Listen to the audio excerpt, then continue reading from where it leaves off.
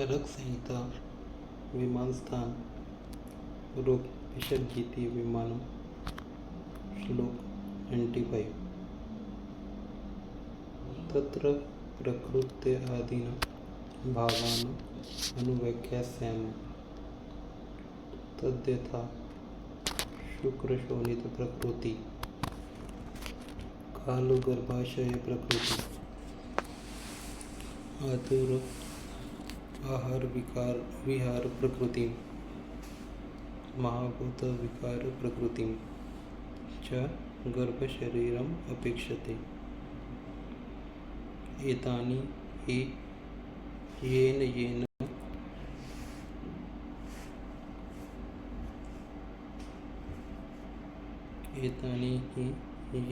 येन दोषेण अधिकेन एकेन अनेकेन वा समन अनुपद्यन्ते तेन दोषेण गर्भो अनुबध्यते ततः सा दोष प्रकृतिरुच्यते मनुष्याणां गर्भादि प्रवृत्ता तस्मात् श्लेष्मला प्रकृत्या केचित् पित्तला केचित् वातला केचित् संसृष्टा केचित् समधातव केचित् भवन्ति तेषां हि लक्षणानि व्याख्यास्यामः प्रकृतिम इति स्वभावम् एतानि इति शुक्रादीनि अत्र शुक्रे शोणिते वा यदृग अवस्थो दोषांस्तादृग्गर्भे प्रकृतिर्भवति तथा शुक्रशोणितमेलककाले ऋतुरूपे यो दोष उत्कटो भवति स प्रकृतिम् आरभते एवं गर्भाशयश्च दोष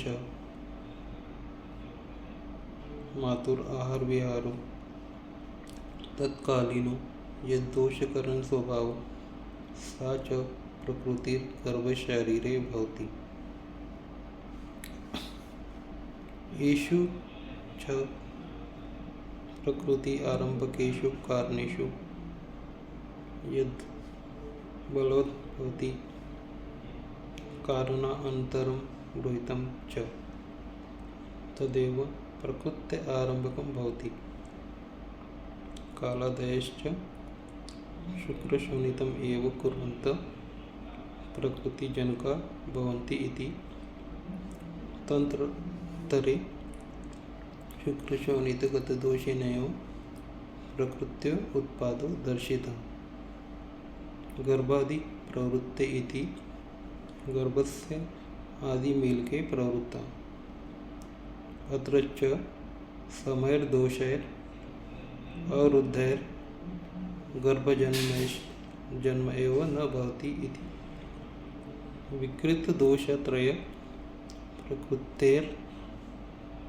अनभिधानाद् आदिति ज्ञेयं प्रकृतिविकारश्च सूत्रस्थान एवं व्याकृतः।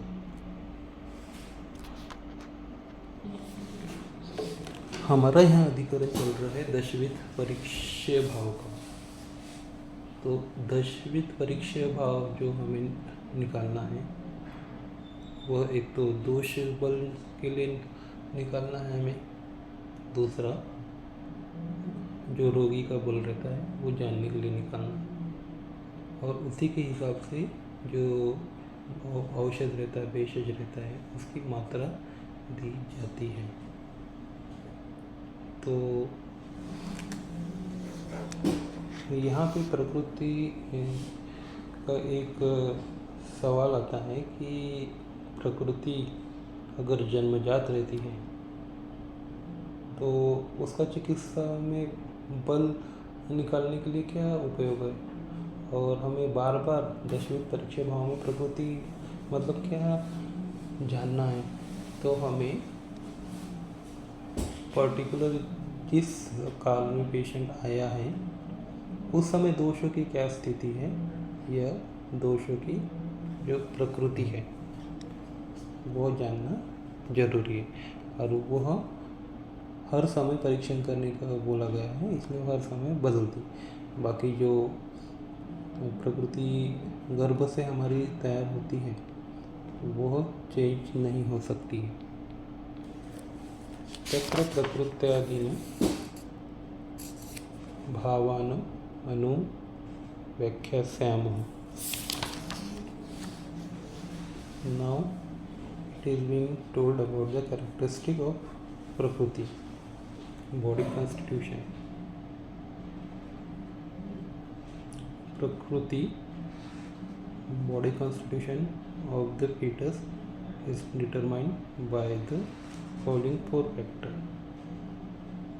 अब इन्होंने 4 प्रकार की प्रकृति बताई है जिसके लिए गर्भ शरीरम अपेक्षते तद्यथा शुक्र शोणित प्रकृति, काल गर्भाशय प्रकृति, आतुर आहार विहार प्रकृति, महाभूत विकार प्रकृति च गर्भ शरीरम अपेक्षते। तो इसमें जो पहली प्रकृति है वो है शुक्र शोणित प्रकृति, nature of spermatozoa and ovum.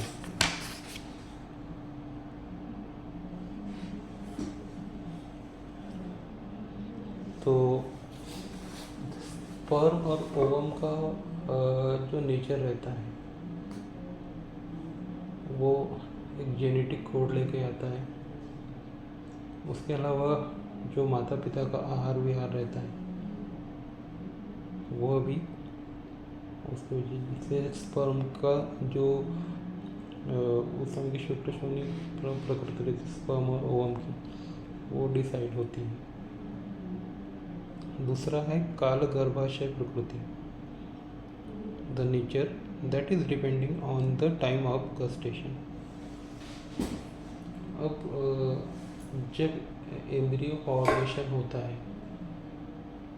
Intercourse के बाद में, जब स्पर्म जो रहता है फीमेल के वजाने में जाता है और वहाँ से ओवम का फर्टिलाइजेशन होता है, तो उस समय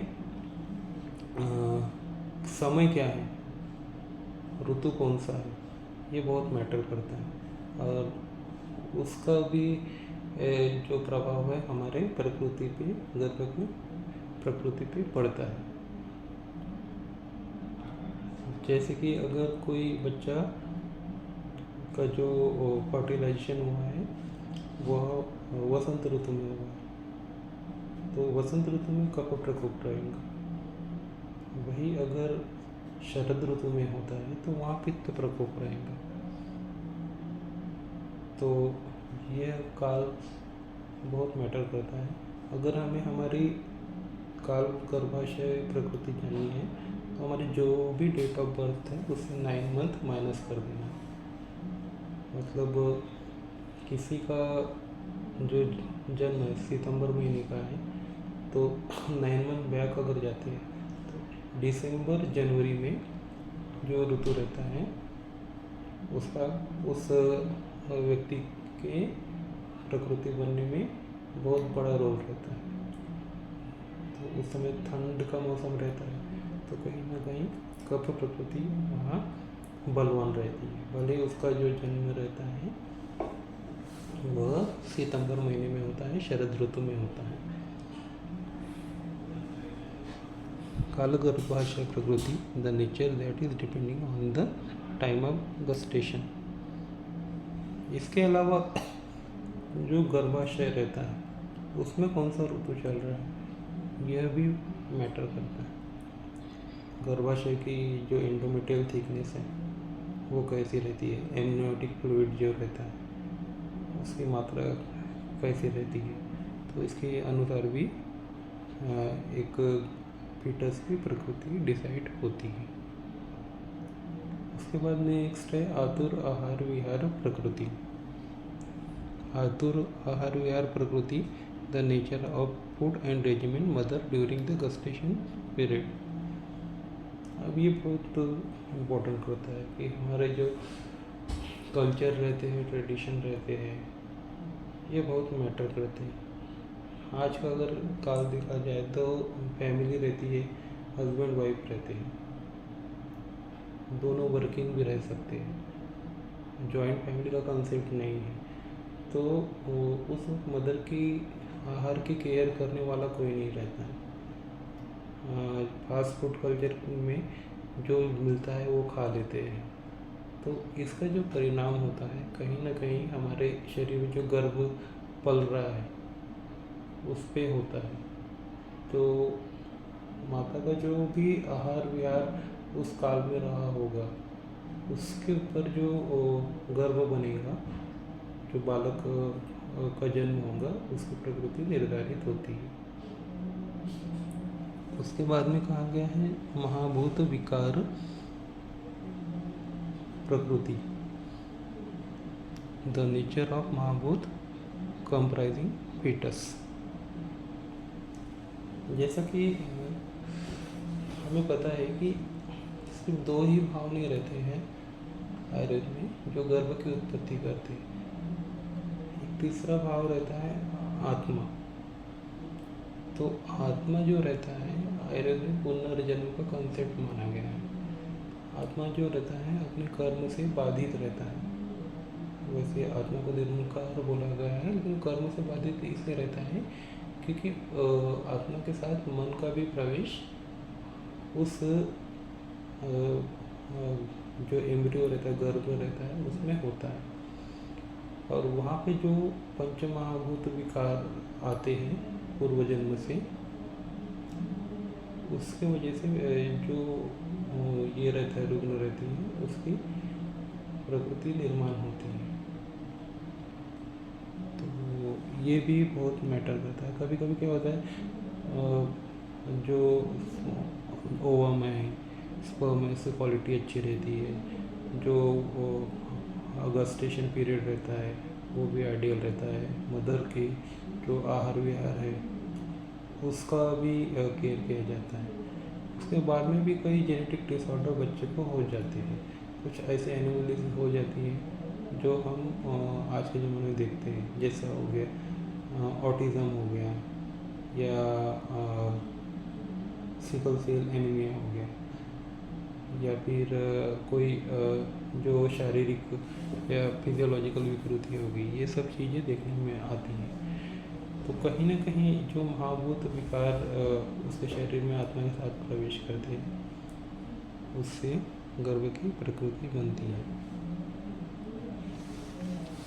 अब इनका जो कंबाइन इफेक्ट आता है, एतानी ही येन दोषेन अधिकेन एकेन अनेकेन वा समन अनुबध्यन्ते। The fetus is affected by one or more doshas which are predominantly associated with the aforementioned four factors. The physical constitution of the person is determined on the basis of dominance of dosha at the time of formation of zygote. तो ये सब जो चीज़ें रहती है, इसमें जो बलवान फैक्टर रहता है वह हमारी प्रकृति निर्धारण करने में इम्पोर्टेंट रहता है। तेन तेन दोषेन गर्भो अनुबध्यते तत सा सा दोष प्रकृति रुच्यते मनुष्याणां गर्भादि प्रवृत्तः। Therefore, the physical constitution in the some person is dominated by kapha. They are called Shleshmal Prakriti. In some person Pitta is dominated and they are called Pittal, while in some other when Vata is dominated they are called Vatal. तस्मात् श्लेष्मला प्रकृत्या केचित्, पित्तला केचित्, वातला केचित्. In some people, any two of the doshas are predominant, and those are called while belonging to संसृष्ट प्रकृति,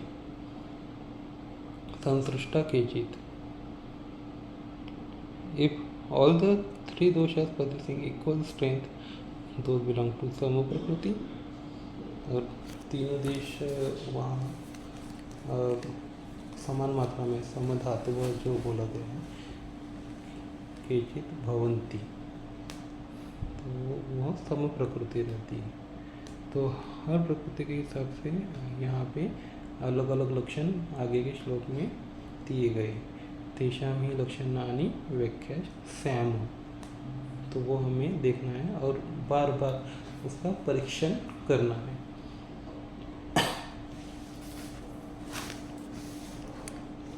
प्रकृति इति स्वभावम.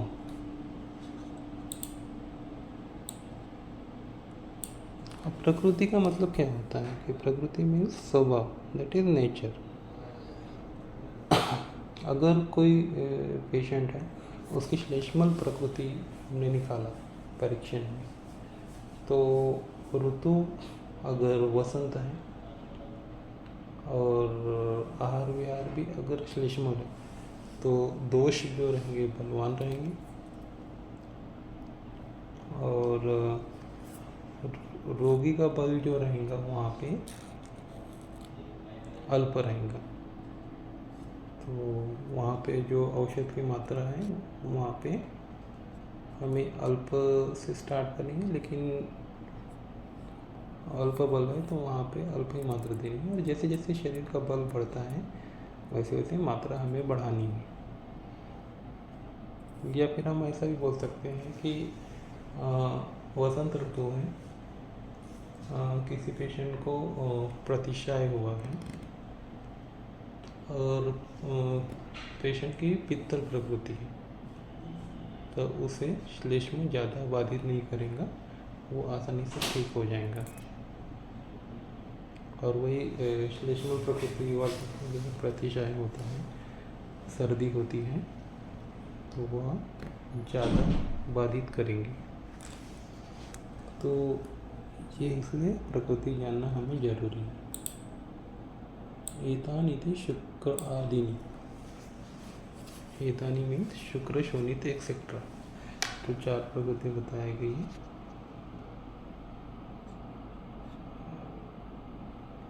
वह यहाँ पे हमें कंसीडर करना है.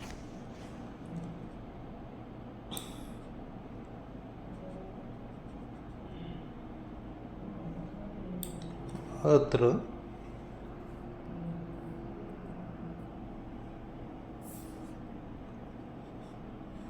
शुक्र शोणिते वा यादृग अवस्थो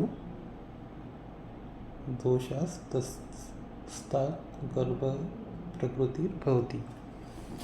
Here by the mentioning of Shukra Shonit Prakriti means that based on the dominancy of dosha in the spermatozoa and the ovum in the intrauterine cavity, that particular dosha reflect as a prakriti of the individual.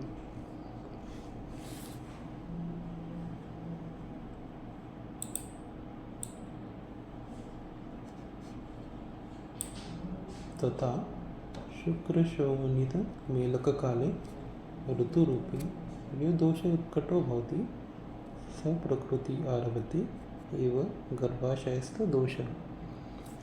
That means during the period of union of spermatozoa and ovum, and also during the period of ovulation, whatever dosha is predominant, and that is being reflected as a prakriti of the individual.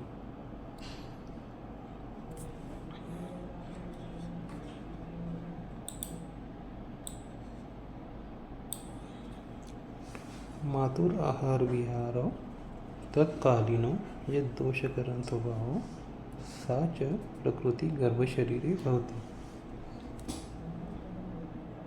The food and regimen of the mother also reflect the prakriti. That means during the period of the formation of zygote, whatever food consumed by the mother and also based on the activities of the mother, the predominant doshas of that period represent the prakriti of the individual. तो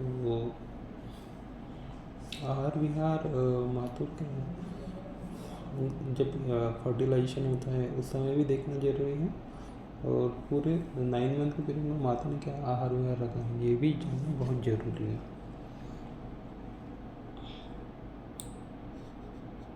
येषु च प्रकृति आरंभकेषु कारणेषु यत् बलवद्भवति कारण अनन्तरं गृहीतं च तदेव प्रकृति आरंभकं भवति। All of these factors are responsible for the formation of Prakriti. Whichever is the strong and it becomes much stronger by other reason, it causes formation of Prakriti.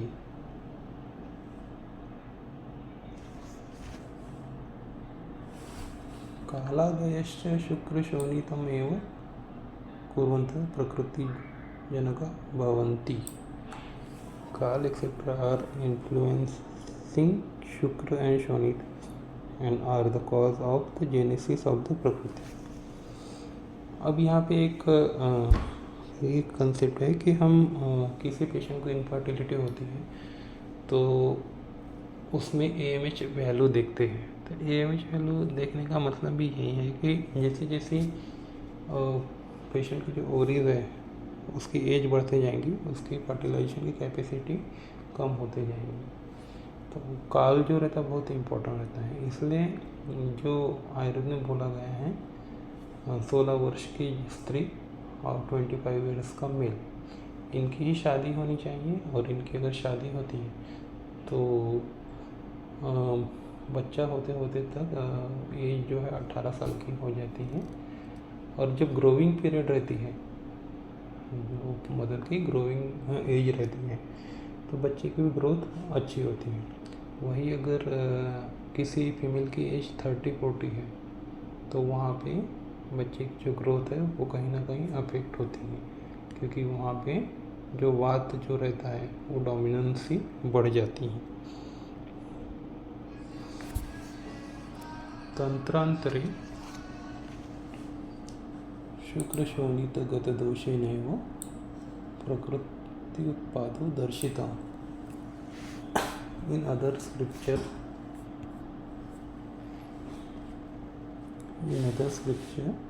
it is told that the doshas present in the Shukra and Shonit are causing for the formation of Prakriti.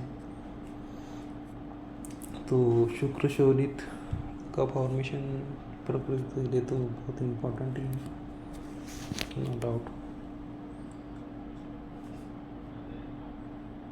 गर्भादि प्रवृत्ते इति गर्भस्यादि मेलके प्रवृत्ता।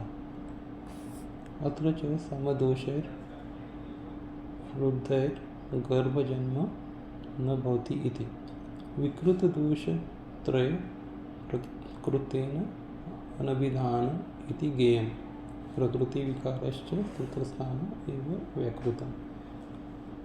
During the initial stage of the formation of zygote, if all the doshas are in balanced state, it cannot be formed the embryo. Embryo is formed whenever there will be a slight variation in the strength of the doshas. The detail of Prakriti and Vikruti have been already described in the Sutrasthana. कहने का मतलब ये है कि यहाँ पे बोला गया है और दोषों की स्थिति सम है तो वहाँ पे जो एम्ब्रियो है वो फॉर्मेशन नहीं होगा। जैसा हम ओवम बोले तो अग्निगुण प्रधान रहता है और जो स्पर्म रहता है वह सोम गुण प्रधान रहता है, शीतलता प्रधान रहता है।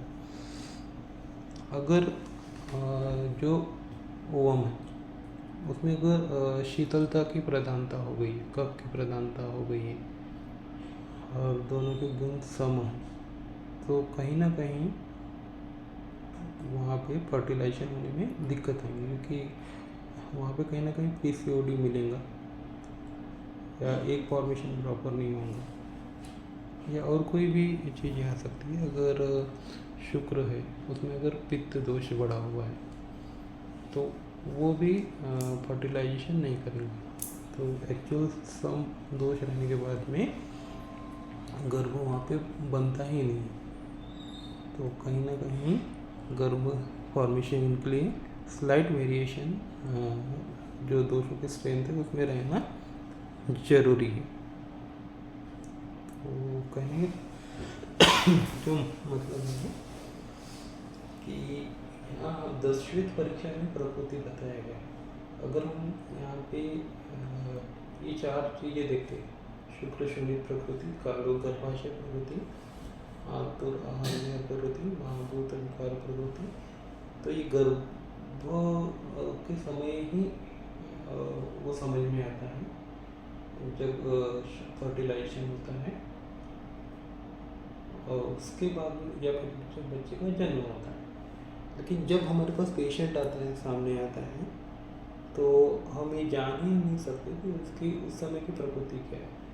तो यह जो प्रकृति बताई गई है, दोषिश प्रकृति बताई गई है, तो उस समय पेशेंट में क्या लक्षण है या फिर जो लक्षण यहाँ पे आगे बताने वाले हैं, वो लक्षणों को आधार मानते हुए पेशेंट का बार बार प्रकृति परीक्षण करना है। हमें दोषिश प्रकृति निकालनी है और उसके हिसाब से उसका बल निकालना है। और एक बार पेशेंट का दोष बल पता चल गया, रोगी का बल पता चल गया, तो औषध की जो मात्रा है वो हमें तीक्ष्ण औषध देना है, मृदु औषध देना है, मध्य औषध देना है, ये हमें डिसाइड करने में आसानी होगी।